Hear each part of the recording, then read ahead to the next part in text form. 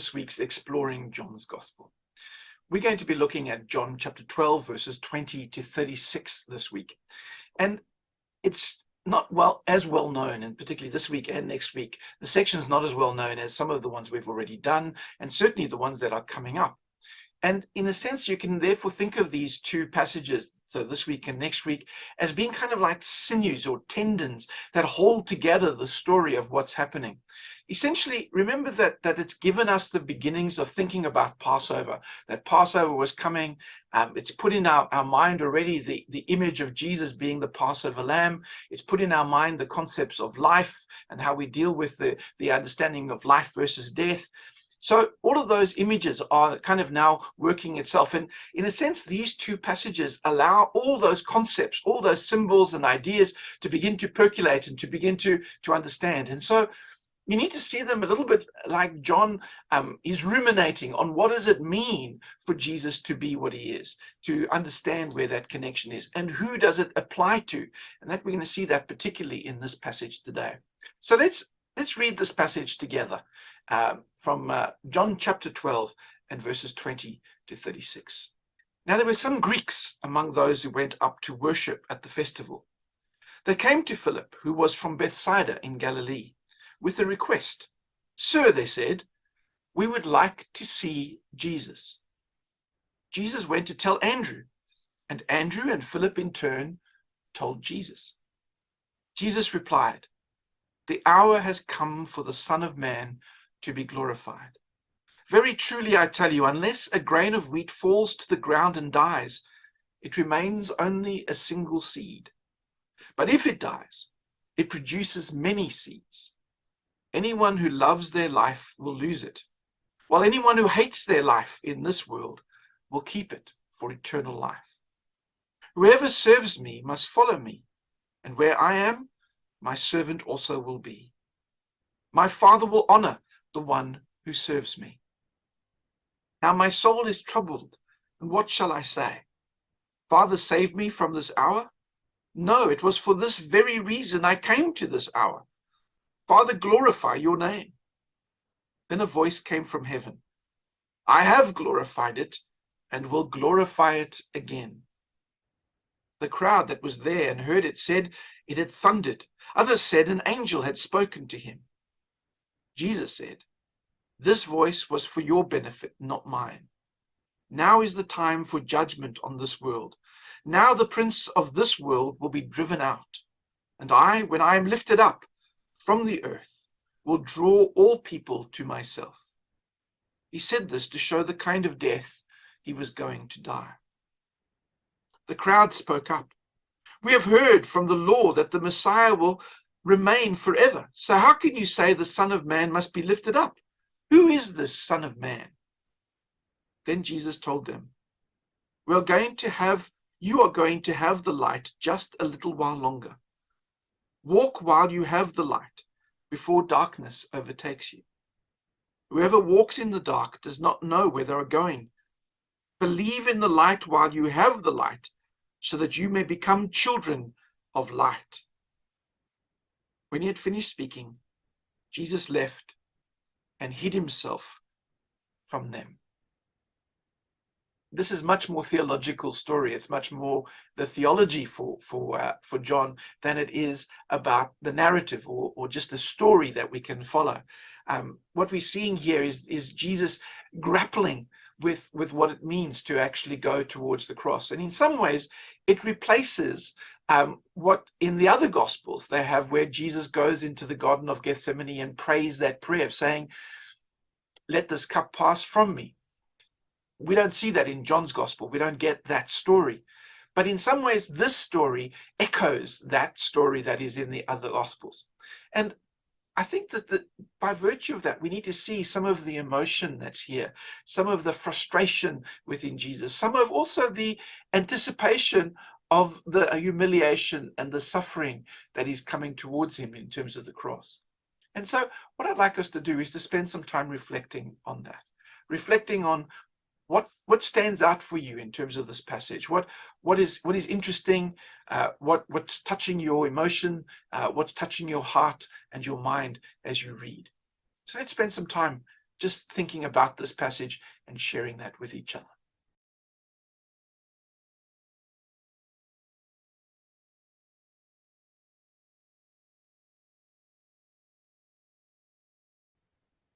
Welcome back. As we look at the context for this particular story, you may be reminded that what's happened is that they've, of course, had the triumphal entry. He's come into Jerusalem. Now, of course, one thing that's missing in John's gospel, as opposed to the synoptic gospels, is the clearing of the temple. In both Matthew, Mark, and Luke, we see that after the triumphal entry, Jesus goes up to the temple and clears out all the money changers. Of course, in John's gospel, that's happened at the beginning of the gospel, not now. And so, in a sense, there's a void. There's a gap now between the entry and what's going to happen next. And this is why it's so important to look at this passage as a sinew, as a connecting piece, because the next major kind of narrative story we're going to get is in chapter 13, and that's going to be in the upper room. So what was Jesus doing between the entry into Jerusalem and now at chapter 13, which is the day before the Passover? I think that that's where we come with this passage, where John has replaced that story of going and clearing out the temple. He's replaced it with this one. And this story begins with an interesting context, and that is that some Greeks came to Jesus. And it says these Greeks were amongst those who went to worship at the festival. And so people have argued about who these Greeks are. But I want you to understand that one of the big mistakes that we make about Judaism is that we compare the Judaism of today with the Judaism of the ancient world. Now, the Judaism today is very much based within an ethnic identity. So essentially, someone may say, well, I'm ethnically Jewish. In fact, some people may even call themselves Jewish without having any faith at all. When you look at someone like Sigmund Freud, he was a Jew and he acknowledged himself as a Jew, and yet believed that belief in God was ridiculous. He believed that belief in God was something that we created. So we now think of Judaism as an ethnicity. But in the time of Jesus, Judaism was a faith, was an understanding of a religion, a belief and a connection with Yahweh. And so we need to see, therefore, as well, that Judaism was evangelical. It actually sought to make other people Jewish. And other people were drawn to becoming Jews. We know that from the book of Acts. We know that from other places as well, where we see that people like Cornelius were already God followers, even though they weren't already Jewish. But they become Jewish, or they were able to become Jewish by going through certain rites of passage of becoming Jews. Now, the interesting thing here is that therefore these Greeks are Greeks who are acknowledging God, but haven't quite become Jews. They're what we would call, I suppose, God-fearers, but essentially are Gentiles. And what they're doing is they're opening what Jesus is going to be doing on the cross, not just for the Jews, but for all those who would acknowledge God. Now, I think that in fact this whole passage, so from verse 20 all the way to 36, actually includes these Greeks, even though they're not acknowledged directly. They get brought to Jesus by virtue of Andrew and Philip. But I think that they're still part of the group. I think they're still part of what Jesus is saying, because what he's saying in this passage is therefore not only for Jews, but in fact for Gentiles, for those who would come to know and love the Lord. And I think that's important for us to hold on to, because I think so often what we do with John's gospel is we make it very spiritual, and we forget that John has a very strong adherence to not only saying that the Jews is what Jesus has come for, but he's actually come to transform the world. And we can see that here, for example, in the image of casting out the prince of this world. Essentially, that would be the personification of evil, which I suppose we call Satan or the devil. What we're seeing in this passage is that Jesus says, I've come to deal with the evil that I see in this world. I've come to deal with it, and not only that which is affecting the Jews, but that which is affecting the Gentiles as well. So there's an inclusivity within the gospel that John is giving. And it's one that therefore connects not only to the Jewish people, but to the Christians too. I'd like you to think about that in terms of Jesus's coming, that it's not only for a particular group, but for everybody. Think about those concepts about it, that he's come for the Greeks, he's come for the Jews, he's come for all of humanity to come and to connect with him. Let's spend some time thinking about that and discussing that concept together.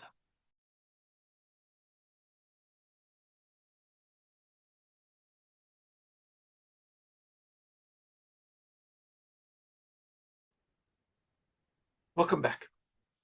I want to highlight three symbols that are within this story. And in fact, the first symbol really is connected to the two disciples. That's Philip and Andrew. And I think that Philip and Andrew are just wonderful because often they're used as real characters. If you look at the Gospels, the Synoptic Gospels in Matthew, Mark, and Luke, often when it talks about the disciples, it doesn't name them. But in John's Gospel, the disciples are named. And certainly Philip and Andrew come up a number of times within the story with Jesus.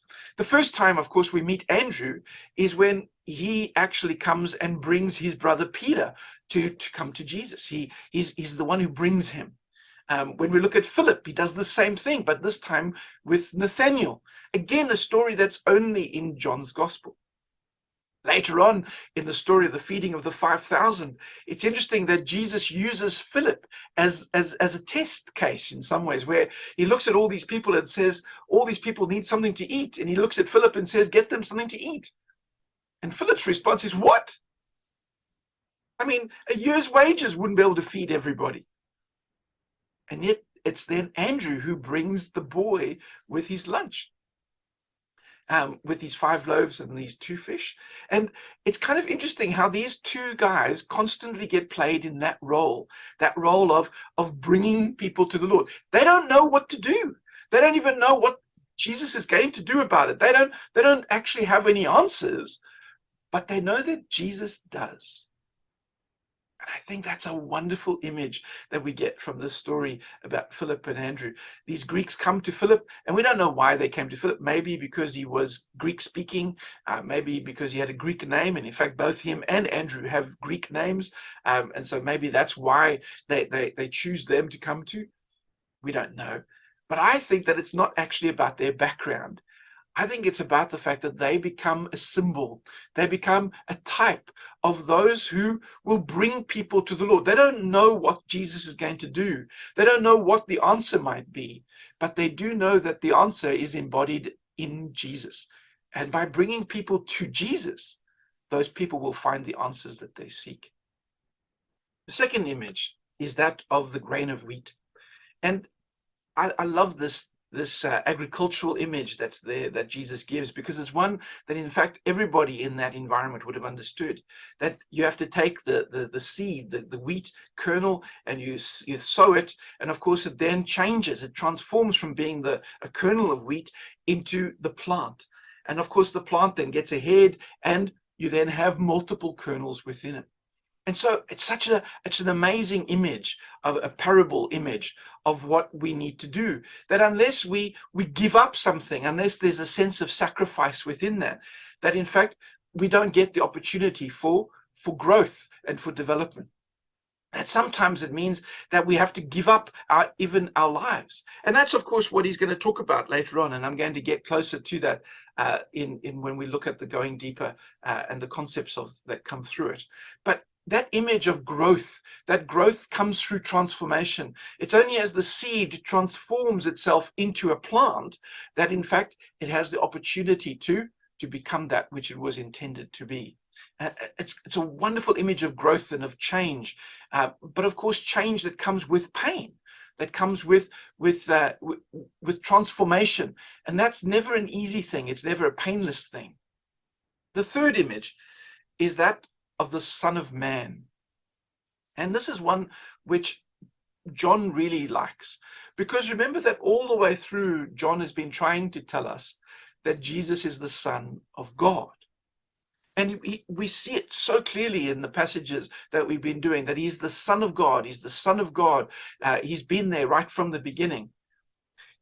But in this passage, notice that he uses the other option, which is the Son of Man. Because too often what we can do, and in fact, we know that in the early church, this is what happened to the Gospel of John, is that it was used as a justification that in fact Jesus was all spiritual and not human. Instead, what this passage is trying to say is that yes, in the midst of his divinity, in the midst of saying that he is the Son of God, he's still the Son of Man. Now remember, that's a title that was often given to the kings. It was often given to whoever would be the Messiah. And for John, that title is very important because Jesus is the Son of Man. He is the one who actually represents all of humanity. And in fact, when he goes to the cross, he's going to go onto the cross not only as the Son of God, but as the Son of Man. The Son of Man to take on to himself the death that is part of mankind, but as the Son of God, the one who is able to transform that death into life.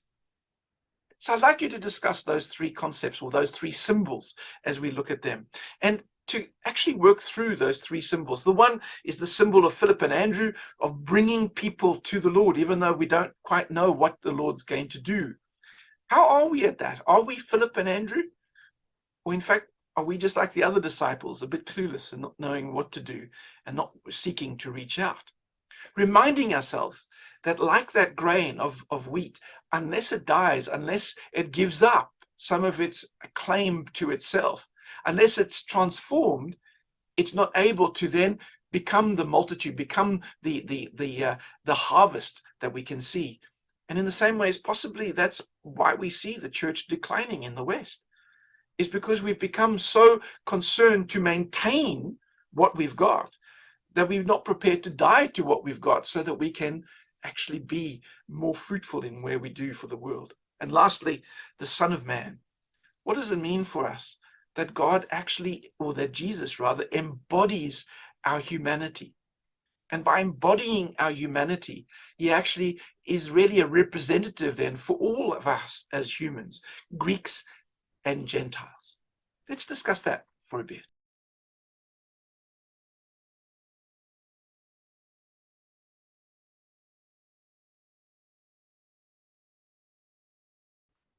Our final section today is as we do the application. And I want to look at the application from two different little verses, or two concepts that we need to look at. The first one is where Jesus says that he's going to be lifted up. And John gives us a little anecdote, or a little addition in terms of that. He says that, of course, that was a reference to how he was going to be killed.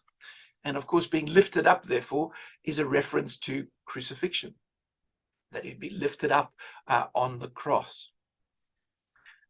But remember that there's connections here to other things in terms of understanding that lifted up has got a concept of glorification, of being acknowledged. And it's one of the things that we need to see, that the crucifixion, therefore, is not only the means by which Jesus was going to be killed, it was also going to be a form of glorification. That, of course, for the people who were looking at it, they would not see that. They would not see that there was a glory to being crucified. The truth is that it's in Jesus's crucifixion that he creates the opportunity for us to overcome death and find life. Jesus is lifted up. He is glorified, as John would say it. The second concept is that of hating our lives. And this is a much more tricky one. It says in this passage, it says, well, anyone who hates their life in this world will keep it for eternal life. Now, what does it mean to hate your life in this world? Well, actually, in the early church, some people actually followed that literally. And they withdrew from the world. They became the hermits, or the ascetics, the monks who kind of pulled away from the world and went and sat, in a cave somewhere. There was even one of the early fathers of the church, a man by the name of Simon Stylites. And what he went is went and sat on a pole, kind of just in the middle of the desert, kind of, and lived there for months on end, years on end. Is that what it means, that we've got to hate this world, that we've got to hate our lives? And And when we look at often the way in which our world deals with us is to make us hate our life. But I don't think that that's what it's meaning. I think what it's using here again is a common framework of Jewish writing, and that's hyperbole. What he's trying to say is that unless the comparison between our love of God and our love of our life in this world, if there isn't a huge gap, so much so that a love of God makes our love of this world almost look like hate in comparison, then we've got our priorities messed up. And I think that's something very important for us to look at in terms of application of the gospel. Is that I think too often what we've done is we love our life in this world so much that we don't want to change any of it in order to become useful for Jesus, in order to actually do what Jesus wants us to do, in order to be what Jesus wants us to be. In fact, when it comes to it, too often what we give to Jesus is the leftover time, the leftover effort, the leftover love, rather than, in fact, the first love. You remember in the book of Revelation, which is also written by John, one of the judgments on the church in Ephesus was that they had lost their first love. And in a sense, that's what this hate of your life is. It's not to say that you should hate your life, but rather to say that you should love God so much that all the other loves of our lives would almost look like hate in comparison. And so I want us to think about that as we close the session together, is to say, how do we deal with the fact that we need to love God so much?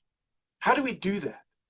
Maybe one of the ways is by looking at him being lifted up, is by actually acknowledging the cross.